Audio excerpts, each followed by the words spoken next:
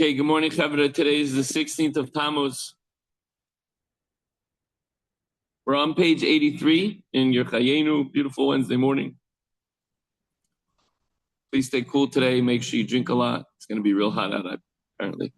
Okay, in today's lesson, just as in the name Yud Ke Vav Ke, Havaya is a description of Ishtalshalus, the successive downward evolution of worldly reality from pure godliness to creation. Each major stage represented by one letter. As we explained previously, the Yud is the beginning, the wisdom. The Hey begins to bring the flow of godliness downward. The Vav brings it straight down through the Kav. And the Hey is when it actually becomes a reality. So too, in a microcosm, the soul, the neshama, which is a chelik elikah, part of Hashem, contains these four elements of successive expression. I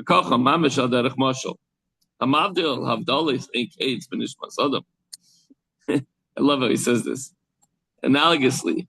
So it's a mashal. But the exact same thing applies to the soul. Except, obviously, it's not exactly the same thing. There's an infinite separation between the creator and the created neshama, the soul. Shebechinas nefesh, elikis, which is the divine soul, which Hashem blew from within himself.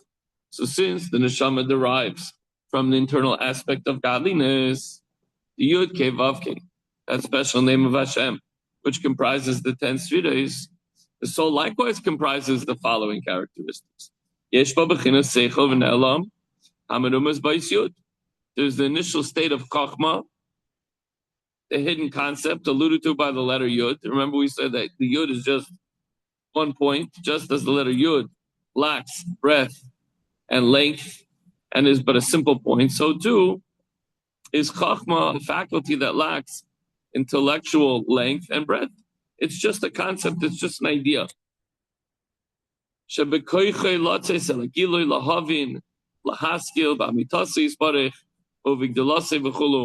Possessing the potential of being revealed, and thereby understanding and conceiving Hashem's true existence and greatness.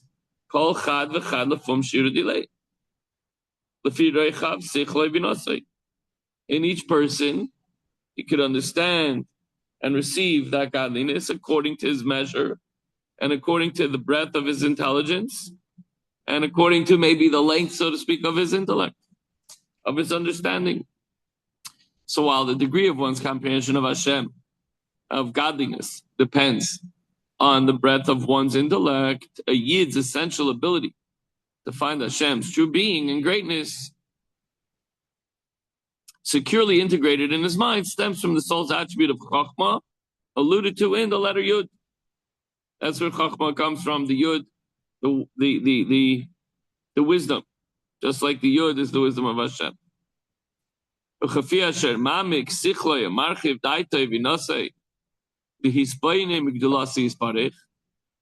As a man deepens his intellect, his intelligence, and broadens his mind and comprehension to contemplate God's greatness.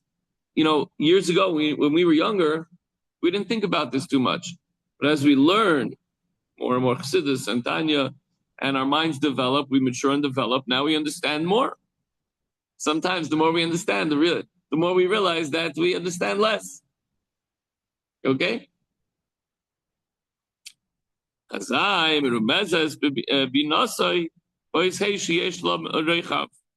So now we graduate, so to speak, from the letter Yud, just for the idea of being an idea alone, from wisdom to developing an understanding to the faculty of Bina, which is alluded to by the letter A.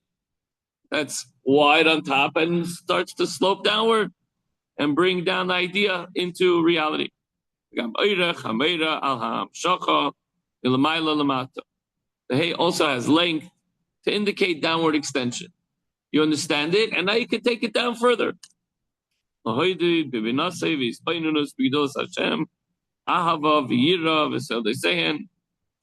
from this initial idea of the thought, You bring it to understanding and contemplation of the greatness of HaKadosh Baruch Hu.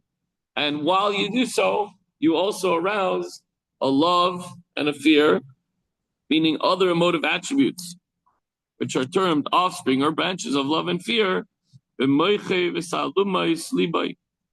a person's mind and in the inner recesses of his heart. So as this is developing, this is the early stages in the generation, in the development of spiritual emotions, of Ava and Yira, and so on and so forth. Yet, they're not manifest just yet. They're still developing. Until ultimately they find overt expression in his heart. Now he knows, now he feels more confident that he can love and fear of Hashem. At least he has an approach. So the downward progression of intellect into the realm of emotion is indicated by the vertical length of the letter Hey. Taking it from intellect into emotion with the part of the Hey that goes downward. Down, it's coming into the heart of the person.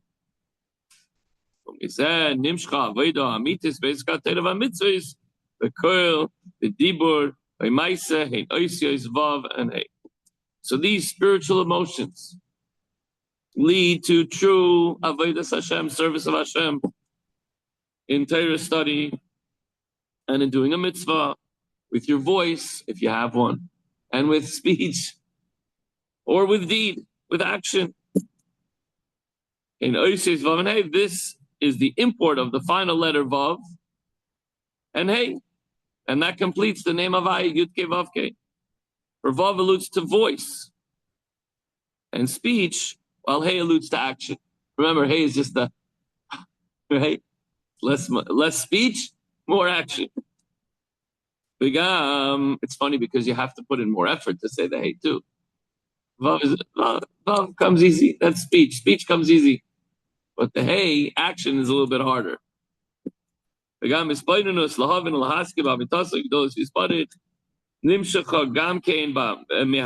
Furthermore, contemplation. When you think deeply and you try hard to understand and conceive Hashem's true being, but that also comes from Torah. Meaning such contemplation must necessarily be preceded by the study of Torah. When you learn Torah for the sake of Hashem, you're studying godliness. So it comes hand in hand. The meditation on Hashem and learning Torah and the meditation on Hashem. The Torah precedes Chachma.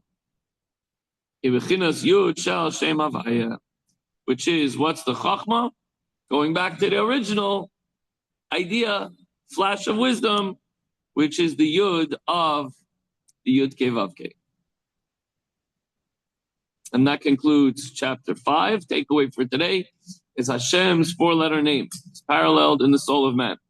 A person has intelligence, Yud and Hey, to comprehend godly matters. Of course, one also has emotions. So you're using your brain, but you're also using your heart, your emotions. And that's the Vav, to develop a love and fear of Hashem. And finally, the final Hey of Hashem's name is the ability to speak words of Torah, to daven, and action to, again, study Torah, and action is to do the mitzvahs. So that concludes today's lesson, and that concludes the 5th chapter of Igeres HaTshuvah. The 4th chapter, and we will begin the 5th chapter tomorrow. Okay, that's it for today, guys.